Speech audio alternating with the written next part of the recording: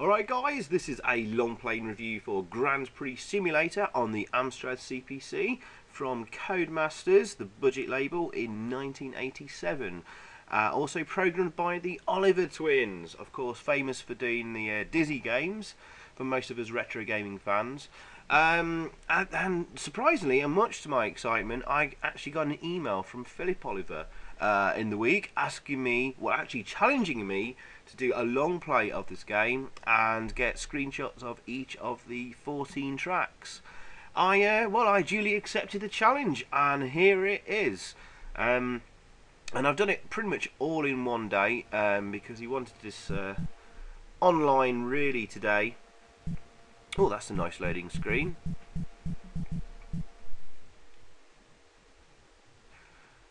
Yes, well, let's get this started. Title screen, nicely presented, and yeah, fairly okay music as well. Oh look, there's a car whizzing around the track in the background there. The F1 cars look nice at the top there. I think they were done by someone else for them. I think James Wilson drew them. Oh yes, we've got some credits scrolling there on the nice scrolling ticker LED thing. I forget what you call them. Oh, they were very popular in the 80s and early 90s. Oh, of course, yeah, other games did Super Robin Hood and Ghost Hunters. I did a long play of Ghost Hunters in my channel, and well worth watching. I believe this might have been their second or third game for Codemasters, I'm not sure which, but they started programming this in late 1986 and released in March of 1987, and it went on to sell 250,000 copies, I believe. Well, I'll give you some a little bit more background on the game shortly, but I think I'm going to get this started off.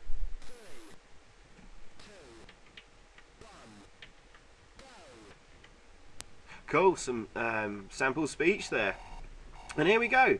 Obviously very inspired by the famous arcade game Super Sprint. More on that later. And as you can see, I'm in the orange car, and I'm actually not doing very well here. That's actually pretty bad, considering how difficult the later tracks get. I think pretty much from track 4 onwards, it gets rock hard. And as you can see, it's very easy to smash into things. Actually, me doing quite bad, even though I'm beating the computer and I'm probably about to lap him, I'm actually doing quite badly, as I said. But it's probably good to see that how difficult it is to control the car. It takes some getting used to. It's not impossible. Now you can sort of bash into walls and objects and kind of get stuck there if you're not careful. But yes, I've completed my 3 laps. Now we're just waiting for the computer car in the grey there to finish his. So an easy start to the game. Oh, more sampled speech. The Oliver twins loved putting sample speech in their games, and I loved hearing it too. I don't know why more people didn't.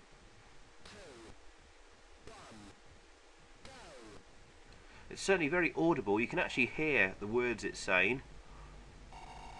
I've seen a few other games of sample speech and you just can't make out what they're saying. So they've done well there, especially for the time.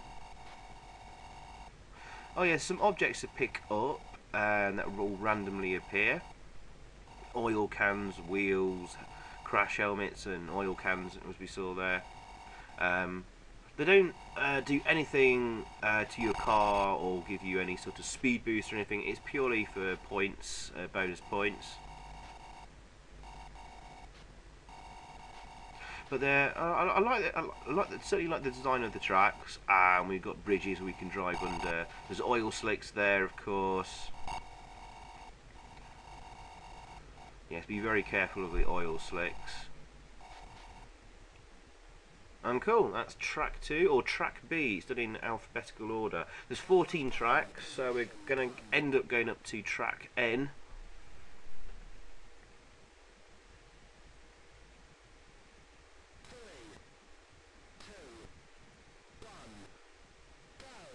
Yes,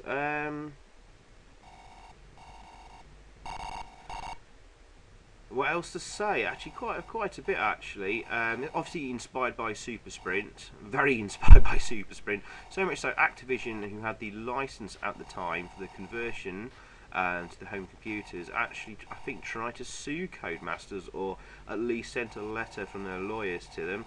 It actually made the press, and probably helped sales quite a bit actually. As I said earlier, it sold 250,000 copies, that's damn good for the time.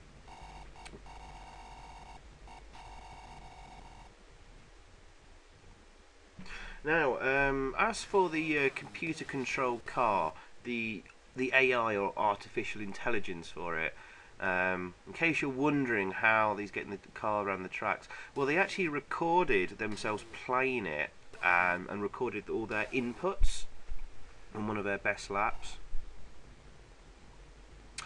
But unfortunately, it can go wrong, as we'll see on this lap. Unfortunately, sorry, the Oliver twins, I've uncovered a bit of a bug. I just bashed the car there, and he went through an oil slick, and he's sort of gone off track now, or at least his programmed sort of route through the the maze, and he's got completely screwed up there now.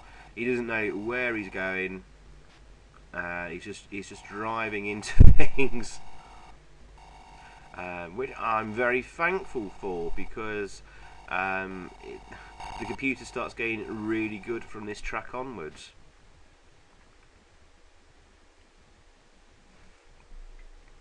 And now we're going to have to wait for the clock to run out. When the clock gets to 99 seconds, that's it. So we'll have to wait a bit. But yes, they've done the AI by basically recording their inputs on a test run of the track, playing it themselves. And I have to say, guys, I'm utterly impressed at their game playing skills, at least in the mid 80s, because from this track onwards, it is rock hard, and that's them playing the game themselves. I don't know if they've still got the same game playing skills, but I am impressed, because boy, did this push me to the limit. And I have to be honest, because of the deadline, I've not done it from start to finish through all the tracks, because you only get one life, or one chance. If you come second and you're out, that's it, game over, start all over again. So I think pretty much from here onwards, I've had to record it track by track, making a save point before the track, and yeah, retrying some of the tracks later on. I think like track, is it L or I had to do over and over and over. I don't like sort of cheating that way. I don't ever use any cheats like infinity lives, or infinite time, or no collisions, or whatever. But this time, because I was under a deadline, I've had to use that method of, while making a save point, and keep going. I actually did pretty well there, actually, on track E. It's track 5, of course. As you can see, there's some shortcuts have appeared, and it's well worth using them. Some of them not so much. I'll point them out. Oh, this track is a bit of a swine, because of that bottleneck on the left there, where those green arrows are showing which direction to go.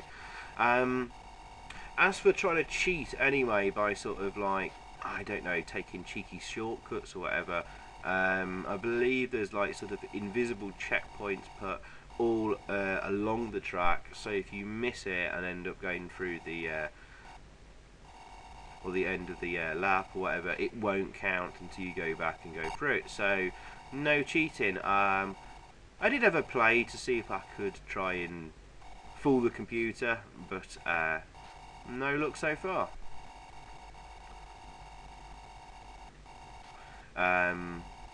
Just the one bug, if you're very, very, very lucky by nudging the car, maybe it going through an oil patch and sending it completely haywire, which I think we see on the next track.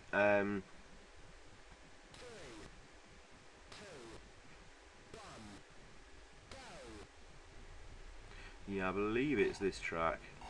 Yeah, I've just... was it there? I'm trying to see what causes that.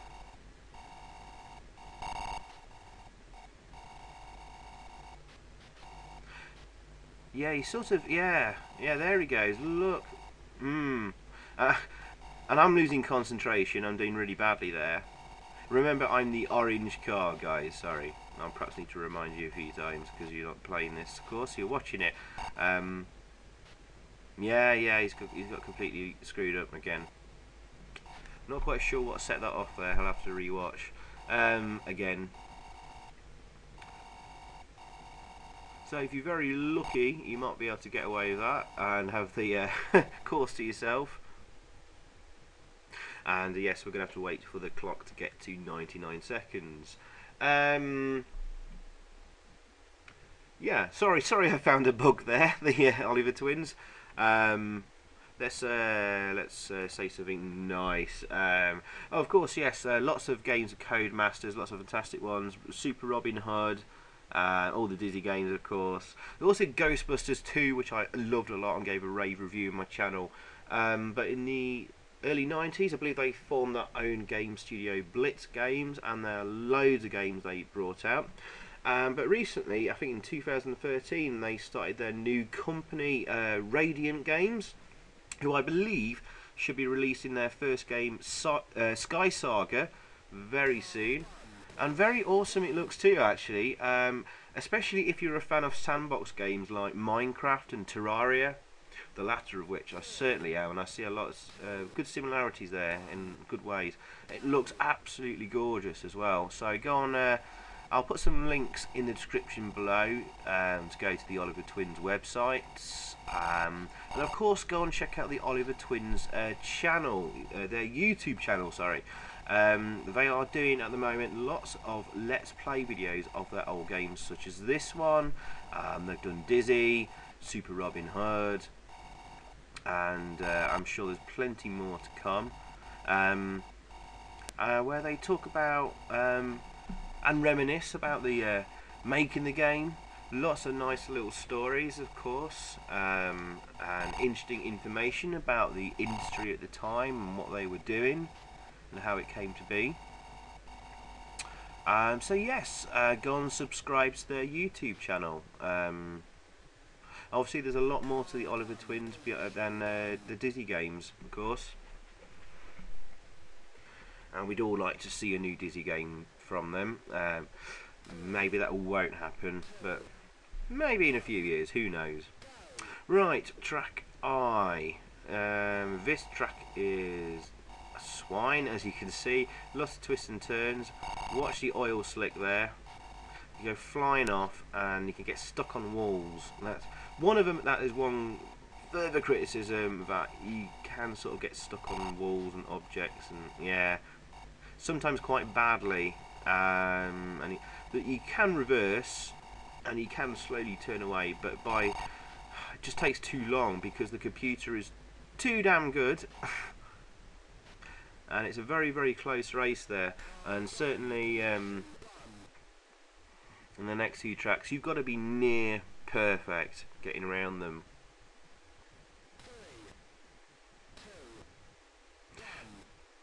Yeah, fairly simple track this time. With the benefit of emulators,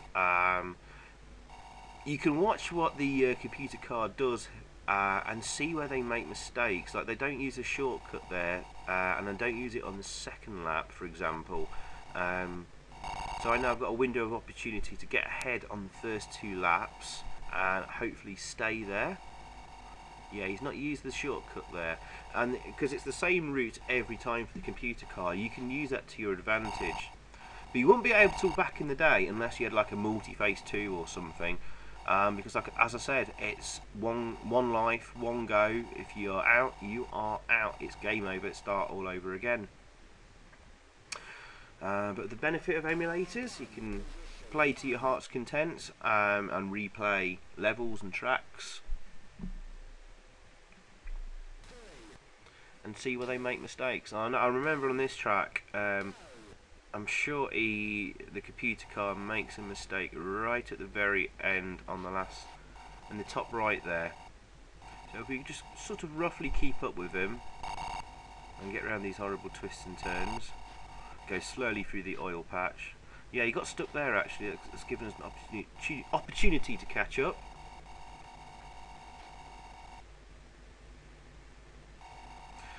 But yeah, I mean, this is a great little budget game. I think at the time you probably would have paid £1.99, maybe £2.99 from your hard-earned pocket money, and it would be well worth it.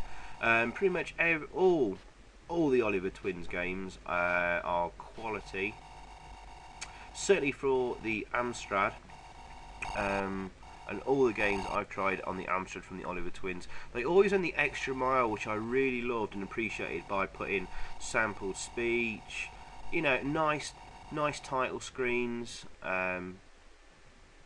you know, like the clock at the top there with the timings, and you know, another clever bits here and there.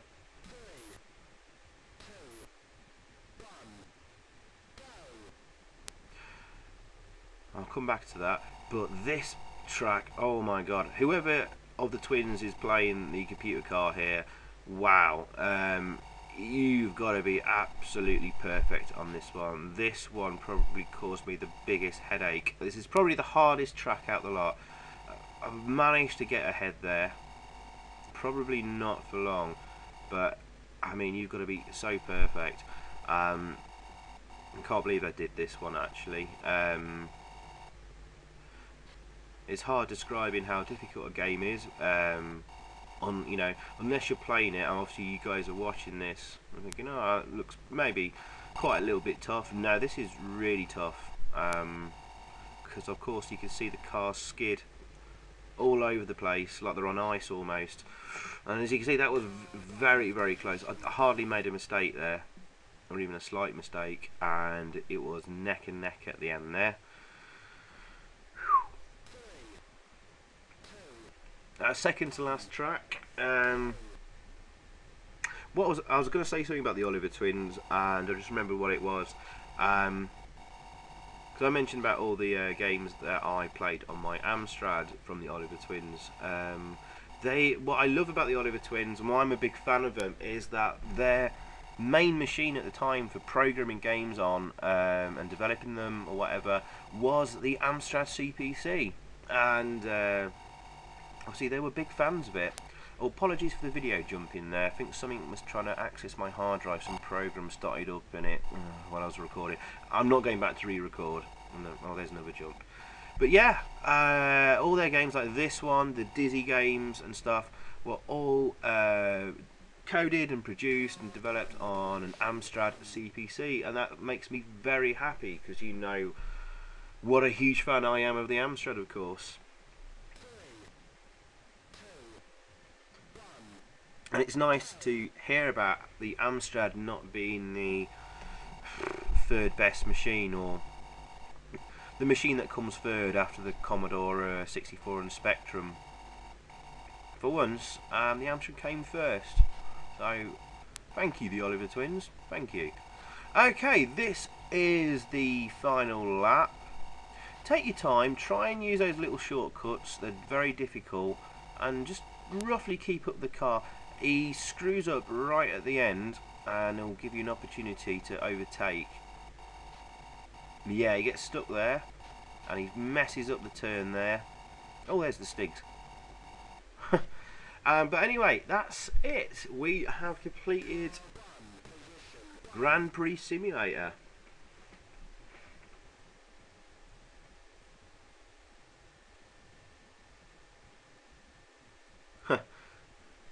Cool. Congratulations, well done, you've completed all 14 tracks of Grand Prix Simulator. And when we press space to continue, I believe, yes, yeah, it loops round again, starts over. If you so want to. I'll kill myself and I'll show you the high score table. But yeah, okay, summing up a review time then. Great little budget game, something they should be very proud of, the Oliver Twins. I mean, for £1.99, it's an absolute bargain at the time. Considering the dross that was released around in the 1985, 1986 sort of era. God, some of the budget games are crap. And this is really good. They improved on it greatly in Grand Prix 2. But overall, I'm going to give this a 7 out of 10. It is too difficult, and there's a couple of getting stuck on walls isn't much fun. But I really enjoyed this. Go and check it out. Thanks for watching, guys. Goodbye.